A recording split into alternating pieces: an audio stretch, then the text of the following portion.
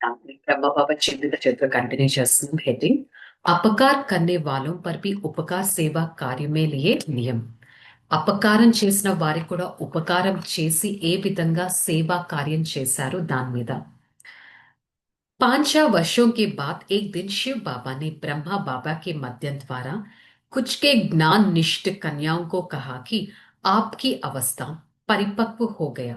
अब आप लोगों को अपना लौकिक माता पिता और परिवारों को यह घर जाना है जिन्होंने आप पर अपकार किया था उसका उपकार करना।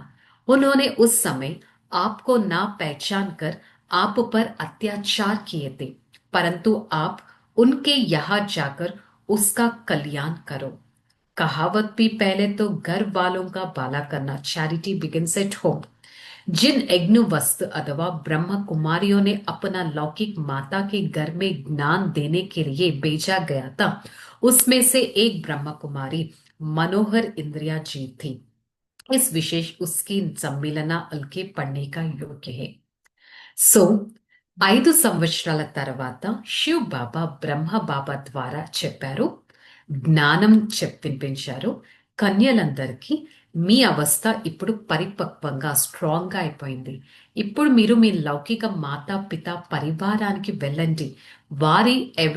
వారికి మీరు వారు వారు మీకు అపకారం చేసినా మీరు వారికి ఉపకారమే చేయండి. వారికి పాప జ్ఞానం తెలియదు, మీకు జ్ఞానం తెలుసు. వారు మీ పైన ఎన్నో అత్యాచారాలు చేసినా కూడా ఇప్పుడు మీరు అది సేవా భావన అనేది ఉండాలి. Charity begins at home. సంపాదన ఇంటి నుంచే ప్రారంభం అవ్వాలి అంటారు కదా. సో మీ లౌకిక మాతా పితలకు వెళ్ళేసి మీరు జ్ఞానం వినిపించండి అన్నారు. సో ఈ విధంగా ఆ కన్యల్లో ఒక కన్య మనోహర్ ఇంద్రియ దాదీజీ గారు. సో వారు ఈ విధంగా మాట్లాడుతున్నారు. సేవా कार्य करने के लिए बाबा द्वारा बताए हुए नियम। जब हमें बाबा ने अपने लौकिक घर में जाकर ज्ञान सेवा करने की आज्ञा दी तो साथ उन्होंने हमें 6 वर्ष बातों के बाद सतर्क रहने की शिक्षा दी। बाबा ने कहा, बच्ची, जब आप लौकिक संबंधियों के पास जाकर खड़ी तो एक तो आपकी स्थिति ऐसी आत्मनिष्ठ हो गए, आपसे दैहिक संबंध की रंजक भी बासना ना चाहिए।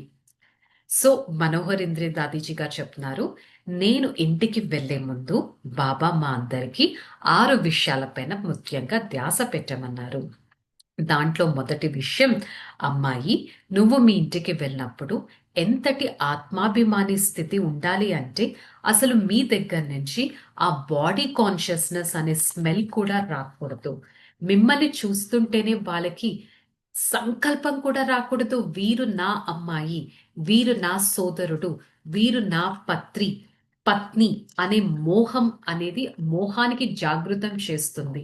సో మీరు అంతటి శక్తి స్వరూపులుగా ఇతరులకి కనిపించాలి అని అన్నారు. అది ఫస్ట్ పాయింట్.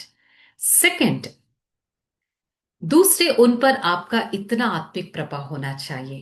వారు మనని చూస్తే సోల్ కాన్షియస్నెస్ అనేది శక్తిశాలిగా కనిపించాలి. At the same time second point, మనం వారిని చూస్తుంటే ఎంతటి ఆత్మిక ప్రభావం మనకి ఉండాలి అంటే వారిపైన కూడా మనకి మోహం అనేది రాకూడదు. లేకపోతే మోహానికి వశీభూతమై ఇలా హగ్ చేసేసుకుంటారు కదా. సో మీ సైడ్ నుంచి అలాగే ఉండాలి, వాళ్ళ సైడ్ మీద అలాగే ఉండాలి. थर्ड, उसके यह फल दूध आदि शुद्ध की भोजन ले सकते और कोई चीज नहीं ले सकता.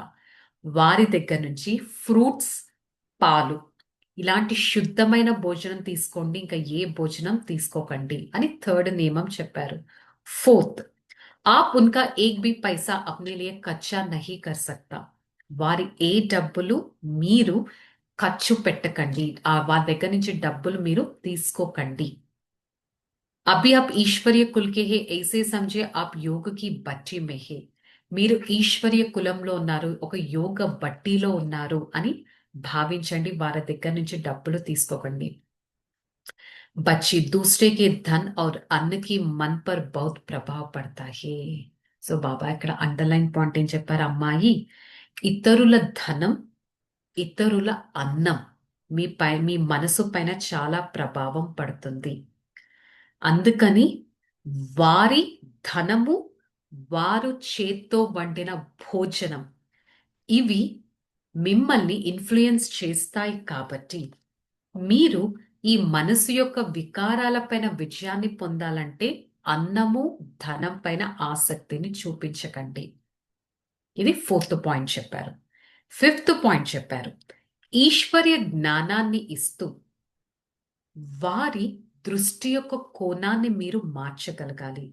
జ్ఞానం ద్వారా వారు మీ జీవితాన్ని ఎంత అద్భుతంగా తయారు చేశారు, వారికి ఆ జీవితం యొక్క దివ్య జ్ఞానాన్ని మీ బిహేవియర్ ద్వారా చూపించాలి అని అన్నారు.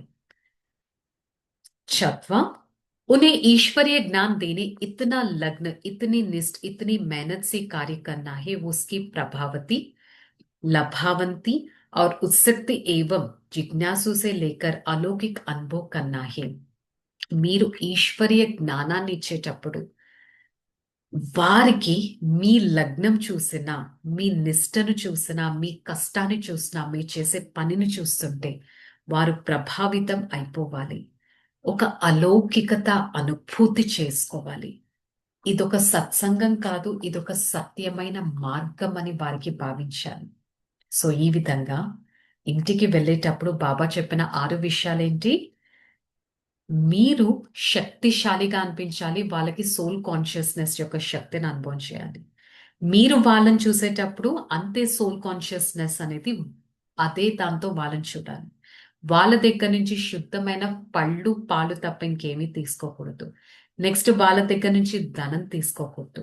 వాళ్ళ చేత్తో వండిన భోజనాన్ని తినకూడదు. ఈశ్వర్య పరిచయాన్ని ఎంతో నిష్ఠతో, లగ్నంతో అనుభవం చేయించాలంటే ఒక అలౌకిక జీవితాన్ని అనుభూతి చేయించాలి అని బాబా ప్రతి ఒక్క కన్యకి చెప్పి ఇంటికి పంపించారు. నెక్స్ట్ ఏమైందనేది రేపటి ఎపిసోడ్ లో తెలుసుకుందాం. ఓం శాంతి.